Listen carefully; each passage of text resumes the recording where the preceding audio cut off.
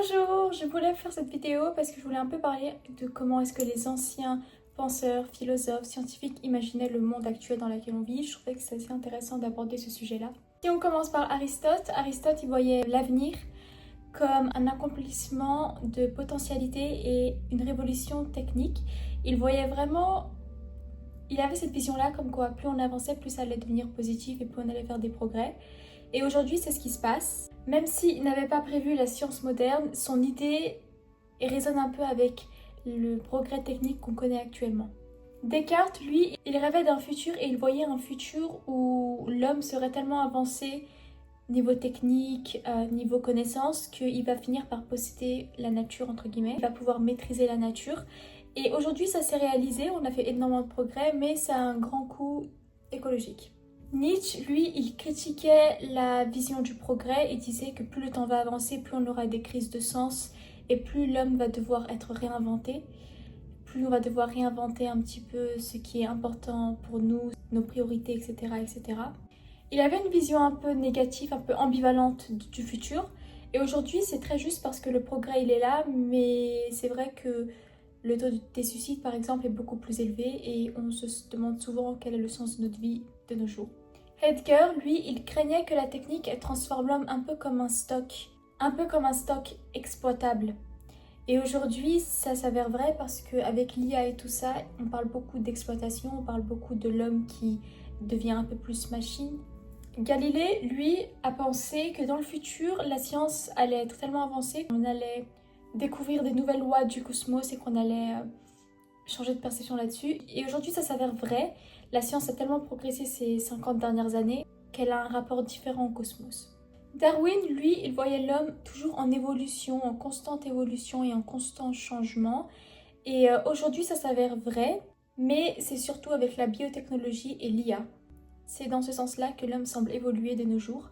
Einstein, lui, il espérait une science qui rapprocherait les hommes et qui unifierait les lois du cosmos. Il avait une vision assez positive, il voulait cette unité, il voulait cette harmonie et il voulait que la science, c'est quelque chose qui lie les hommes. Et aujourd'hui, il y a des progrès incroyables en matière de science, mais l'unité humaine reste toujours un rêve, on va dire. On s'est plus divisé qu'autre chose au fil du temps. Léonard de Vinci, lui, il imaginait un futur avec plein de machines volantes, avec un monde où l'art et la science se croisent, où ils évoluent beaucoup. Aujourd'hui, ça s'est fait, beaucoup de ses réalisations d'ailleurs ont permis cela. George Orwell, lui, il voyait l'avenir de manière très négative. Il disait qu'à l'avenir, tout allait être manipulé, tout allait être manipulable, surtout les êtres humains, et que ça serait juste une question de plus de marchandises, d'exploitation de stock que d'humanité.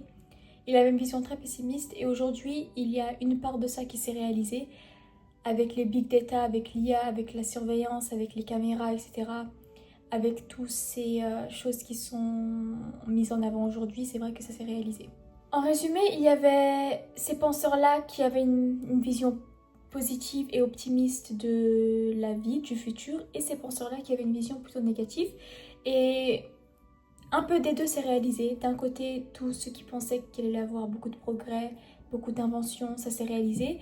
Mais ceux qui pensaient que le progrès avait aussi ses côtés d'ombre, ça s'est également réalisé avec la perte de sens, avec le big data, avec l'exploitation. Donc les deux côtés se sont réalisés. Concrètement, d'un côté, presque toutes les visions optimistes, par exemple de Descartes ou de Galilée, se sont réalisées. La science a transformé notre rapport au monde. Maintenant, on peut voler haut avec les avions, tout ça, on peut nager dans l'océan, on peut plus explorer l'océan. On peut aussi explorer l'espace. On peut prolonger la vie, on peut décoder le génome. Mais certaines visions négatives, par exemple de Orwell ou de Nietzsche, se sont aussi réalisées. On vit un peu une crise de sens, la technique est tellement présente qu'elle domine nos vies. Il y a aussi la surveillance numérique et c'est comme si la planète, elle payait le prix d'une maîtrise de la nature. Oui, on maîtrise la nature, mais ça a un impact négatif sur la nature et indirectement sur nous parce qu'on est lié à elle et on a besoin de la nature. Après, il y avait ces penseurs qui avaient une vision un peu controverse. Par exemple, Thomas Hobbes, lui, il mettait en avant le fait que l'homme est égoïste et violent et que si dans le futur on ne met pas en avant le fait de contrôler nos instincts, ça allait mener à notre perte. Et aujourd'hui, c'est vrai qu'il y a beaucoup de conflits, par exemple, et dans un sens, ça s'est un peu réalisé.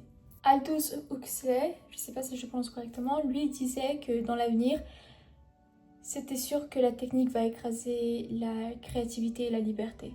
Qu'on aura peut-être plus de moyens, qu'on aura plus de technologie, plus de techniques, plus de progrès, mais beaucoup moins de créativité et de liberté. Et aujourd'hui, c'est vrai que ça se confirme.